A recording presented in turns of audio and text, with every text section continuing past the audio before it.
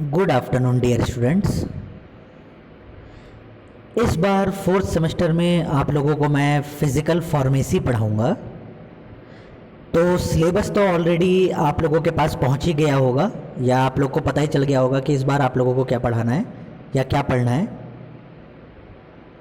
जो आप लोग के सिलेबस की पहली यूनिट है वो है कोलाइडल डिस्पर्जन। और इस वर्ल्ड के बारे में कोलाइड्स आप लोगों को ऑलरेडी पता है कि कोलाइड्स क्या होते हैं, थोड़ा बहुत जानते भी होंगे, स्कूल लेवल पे भी आप लोगों ने पढ़ रखा है इसे। जो मेन डिटेल है, जो आपके सिलेबस में जो पॉइंट्स हैं, उसको मैं इस वीडियो लेक्चर में डिस्कस करने की कोशिश करूँगा। नोट्स मैं ऑलरेडी गूगल क्लासरूम पे डाल चुका हूँ, जो मेरा आज का लेक्चर है। वॉइस लेक्चर जो है, इसमें मैं आप लोगों को उन टेक्निकल टर्म्स को हिंदी में और अपने नॉलेज के हिसाब से आप लोगों के सामने शेयर करने की कोशिश करूँगा। सो ज़्यादा देरी ना करते हुए कोलाइड्स के बारे में बात करते हैं कि इस यूनिट में आप लोगों को मेनली क्या क्या चीज़ें पढ़नी है। सबसे पहले देखिए, हम लोग कोलाइड्स की डेफिनेशन को डिस्कस करेंगे, फिर एप्लीकेशंस क्या होते हैं कोलाइड्स के, फिर तीसरा हम देखेंगे कि डिफरेंस क्या होता है मॉलिक्यूलर और कोलाइडल डिस्पर्जन के बीच में, चौथा कैरेक्टरिस्टिक्स क्या होती है डिस्पर्जन फेज की, और finally classification of colloidal dispersion. तो ये 5 मेन पॉइंट्स हैं जिसको हमें लेक्चर्स में डिस्कस करना है। तो ज़्यादा देरी ना करते हुए हम स्टार्ट करते हैं आप लोगों के सामने कि डेफिनेशन क्या होती है कोलाइडल सिस्टम की या कोलाइड्स क्या होते हैं। सो जरा मेरी स्लाइड की फर्स्ट पॉइंट देखिए आप। A colloidal system is dispersion where in dispersed particles, जिसको क्या कहा गया ब्रैकेट में देखिए, internal phase are distributed uniformly in a dispersion medium, that is the external phase. तो अगर हम किसी कोलाइडल सिस्टम के बारे में बात करें तो कोलाइडल सिस्टम 2 चीज़ों से मिलकर बना हुआ होता है। एक होती है आपकी इंटरनल फेज, जिसके अंदर क्या होते हैं डिस्पर्स्ड पार्टिकल, वो पार्टिकल जो डिस्पर्स होंगे, जो मिक्स होंगे, और एक होता है आपका सेकंड डिस्पर्जन मीडियम, जिसको हम कहते हैं एक्सटर्नल फेज। तो कोलाइडल सिस्टम की 2 फेज होती हैं, एक होती है इंटरनल फेज और दूसरी होती है एक्सटर्नल फेज। इंटरनल फेज को आप कहते हैं डिस्पर्स्ड पार्टिकल्स जो मिक्स होंगे, और एक्सटर्नल फेज को आप कहते हैं डिस्पर्जन मीडियम, जिस लिक्विड में वो पार्टिकल डिस्पर्स होंगे, जाके मिक्स होने के बाद नीचे जाके बैठ जाएंगे। और ये जो दोनों फेज जो एग्जाम्पल होते हैं, ये कौन से डोजेस फॉर्म में आप लोगों ने देखा होगा? सस्पेंशंस। सस्पेंशंस क्या होते हैं? These are the colloidal dispersion, colloidal dispersion. तो सस्पेंशन के केस में क्या होते हैं कि सॉलिड जो पार्टिकल्स होते हैं वो लिक्विड के अंदर यूनिफॉर्मली मिक्स तो नहीं होते, पूरी तरीके से मिक्स नहीं होते, और जो बड़े बड़े जो मॉलिक्यूल्स है वो नीचे बैठ जाते हैं। तो जब भी आप किसी सस्पेंशन को यूज करते हैं तो कहा जाता है कि नहीं कि शेक वेल बिफोर यूज, आप उसको शेक करिए। तो शेक करने से क्या होता है कि वो जो पार्टिकल जो नीचे बैठे होते हैं डिस्पर्जन मीडियम की या एक्सटर्नल फेज की, वो फिर से मिक्स हो जाते हैं और आप उसको कंज्यूम कर लेते हैं। सो कोलाइडल सिस्टम यही होता है। नेक्स्ट पॉइंट देखिए, the word colloid comes from a Greek word kolla which means glue, thus colloidal particles are glue-like substances। ये जो कोलाइड है ये ग्रीक वर्ड से मिलके बना हुआ है, जिसको हमने कहा कोला। जो ग्रीक वर्ड है वो है कोला, और उसका मतलब होता है ग्लू, यानी कि गम, चिपचिपा, गोंद टाइप का। ओके, तो इसी वजह से कोलाइडल पार्टिकल्स ग्लू टाइप के सब्सटेंसेस होते हैं, यानी कि चिपचिपे सब्सटेंसेस होते हैं। और जब ये चिपचिपे होंगे तो क्या हो रहे होंगे? सीधी सी बात है कि ये लम्प्स बना रहे होंगे, ये एग्रीगेट्स बना रहे होंगे, सारे पार्टिकल एक दूसरे के ऊपर चिपक जा रहे होंगे, और उसी की वजह से बड़े बड़े लम्प्स आपको दिखाई देते हैं सस्पेंशंस में। ओके, तीसरा देखिए, colloidal system are defined as those polyphasic system.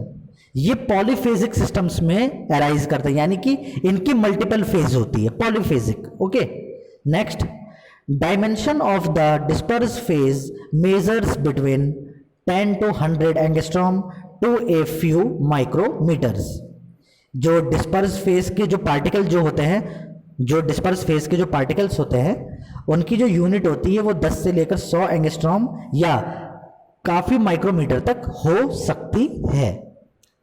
Fifth point, colloids can be made settle by the process of centrifugation. और ये जो कोलाइड्स जो बनते हैं, जो कोलाइड्स जो होते हैं, ये जो नीचे जो बैठते हैं डिस्पर्जन मीडियम में या एक्सटर्नल फेज में, ये तभी बैठते हैं जब इनमें एक मैकेनिज्म इन्वॉल्व होती है और इसको हम कहते हैं सेंट्रीफ्यूगेशन, जो अभी मैंने अभी रिसेंटली आप लोगों को यूनिट ऑपरेशन में पढ़ाया था। ओके, अब ये जो फिगर के हिसाब से देखिए, जो ब्लू कलर का जो डॉट है वो है आपका सॉल्यूशन। तो सॉल्यूशन क्या है? एक यूनिफॉर्म फेज है।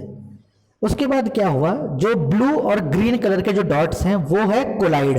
यानी कोलाइड के अंदर क्या है, दो तरह के पार्टिकल आपको दिख रहे हैं, एक सॉल्यूशन का पार्टिकल है और जो ग्रीन ग्रीन है वो है आपके इंटरनल फेज। यानी कि जो ग्रीन वाली है वो है इंटरनल फेज और जो ब्लू वाली है वो है एक्सटर्नल फेज। इंटरनल फेज यानी कि कोलाइडल पार्टिकल्स और एक्सटर्नल फेज यानी कि कोलाइडल डिस्पर्जन जो मीडियम है। ओके, तो अब आपने पढ़ा कि कोलाइड्स जो होते हैं वो ग्लू टाइप के होते हैं, यानी कि चिपचिपे होते हैं। तो ये एक दूसरे में लम्स बनाते हैं, एक दूसरे के साथ पार्टिकल एक दूसरे में चिपक जाते हैं और इसी से जो अराइज होता है वो आपका सस्पेंशन होता है। तो इसमें जो ब्लू कलर के बबल्स देख रहे हैं आप या ग्रीन कलर के बबल्स जो देख रहे हैं, ये आपस में एक दूसरे के साथ क्यों चिपके हुए हैं? क्योंकि these all are glue type, ठीक है ना। और इसकी वजह से एक स्मॉल पार्टिकल ने एक लार्ज पार्टिकल के रूप में जगह बना ली और इसी से सस्पेंशन की डेवलपमेंट हुई। फिर ये वाली फिगर को देख लीजिए। सबसे पहले जो बीकर है, इस बीकर की बात कर रहा हूं मैं आपको कि ये है स्टेबल कोलाइड। स्टेबल कोलाइड के अंदर देखिए, कोई भी कोलाइड स्टेबल कब होगा? जब उसके जो पार्टिकल है, जो कोलाइडल पार्टिकल है, वो यूनिफॉर्मली ट्रैवल कर रहा है, यानी कि एक दूसरे से नहीं चिपके हुए हैं। देख लीजिए, पहली फिगर देखिए आप, ये देखिए, इस फिगर के हिसाब से देखिए, एक डिस्पर्जन मीडियम है, उसके अंदर डिस्पर्स फेस है, लेकिन ये सारे के सारे जो पार्टिकल हैं ये एक दूसरे में ट्रैवल कर रहे हैं, मतलब चिपके नहीं हुए हैं। तो दैट्स वाई इस कोलाइड को आपने कहा स्टेबल कोलाइड। ओके, दूसरी फिगर आप देखिए, इसमें आ रहा है आपका कि जो आपस में जो पार्टिकल्स हैं वो एक दूसरे में लम्प्स बना रहे हैं, चिपक रहे हैं, ठीक है ना। तो चिपकने की वजह से क्या हो रहा है, इसमें ये अनस्टेबल टाइप के कोलाइड का फॉर्मेशन कर रहे हैं। और ये फिगर आप चाहें तो एग्जाम में भी, अपने सेशनल्स में भी लिख सकते हैं। और ये जो अनस्टेबल कोलाइड्स है, इसमें जो लम्प्स बन रहे हैं, जो पार्टिकल्स आपस में चिपक रहे हैं, इसको हमने कहा एग्रीगेशन, ठीक है ना। और जो कुछ पार्टिकल नीचे जाके बैठ गए उसको हमने कहा सेडिमेंटेशन, ठीक है ना। तो ये जो एग्रीगेशन सेडिमेंटेशन है, ये आगे के जो लेक्चर है उसमें हम बात करेंगे कि इसमें आगे क्या हो रहा है, कि ये एग्रीगेशन क्या होता है या सेडिमेंटेशन क्या है। These both are the process, ये दोनों प्रोसेस हैं। बट अभी राइट नाउ हम इंट्रोडक्टरी पार्ट के बारे में आज बात कर रहे हैं। तो आपने एक जाना कि स्टेबल कोलाइड क्या है, फिगर से ही आपको समझ में आ रहा है कि एक्सटर्नल फेज के अंदर या एक्सटर्नल मीडियम के अंदर जो आपके पार्टिकल हैं वो एक दूसरे से चिपके नहीं हुए हैं और फ्रीली मूवमेंट इनकी हो रही है। सो इस तरीके के कोलाइड को आपने कहा स्टेबल कोलाइड। और जिस डिस्पर्जन मीडियम के अंदर पार्टिकल आपस में एक दूसरे से चिपक रहे हैं, लम्प्स बना रहे हैं, एग्रीगेशन बना रहे हैं या नीचे जाके बैठ जा रहे हैं, सेडिमेंटेशन हो रहा है, तो इस तरह के कोलाइड्स को आपने कहा अनस्टेबल कोलाइड्स। अब कोलाइड्स के एग्जाम्पल क्या क्या होते हैं जो हम लोग आमतौर पर हमको देखने को मिलती हैं? बहुत सारे कोलाइड्स के एग्जाम्पल हैं, जैसे सबसे पहला मिल्क, दूध, दूसरा फोम, झाग, तीसरा एरोसॉल्स, एरोसॉल्स आपको पता ही है, मिस्ट, ठीक है ना। चौथा ब्लड, पांचवा फॉग, छठा बटर, सातवां ice cream and etcetera etcetera etcetera. तो ये सारे के सारे आपके फूड आइटम्स हैं या आमतौर पर आपके देखे जाने वाली चीज़ें हैं। इसके अलावा बायोलॉजिकल चीज़ें भी हैं, जैसे ब्लड है। तो ये सारे के सारे एग्जाम्पल्स हैं आपके कोलाइड्स के। और ये कोलाइड्स का एप्लीकेशन कहाँ पे है? अगर हम फार्मास्यूटिकल या बायोलॉजिकल यूजेस में बात करें तो कोलाइड्स के कहाँ कहाँ एग्जाम्पल हैं या कहाँ कहाँ यूजेस हैं? सबसे पहला जो यूज़ निकल के आता है वो है थेरेपी। जब हम किसी भी चीज़ का उपचार करते हैं तो उसमें, जैसे कहाँ पे, some colloidal dispersion show better therapeutic action and are used in treatment. बहुत तरीके के ट्रीटमेंट को यूज़ करने के लिए आप कोलाइड्स का यूज़ करते हैं। ठीक है ना।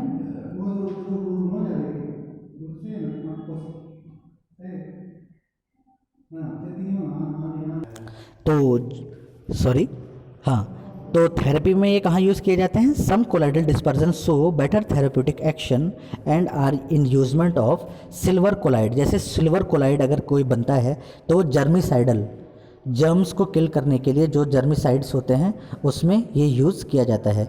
इसी तरीके से अगर कॉपर का जो कोलाइड होगा वो कैसे यूज़ किया जाएगा? As a anti cancer.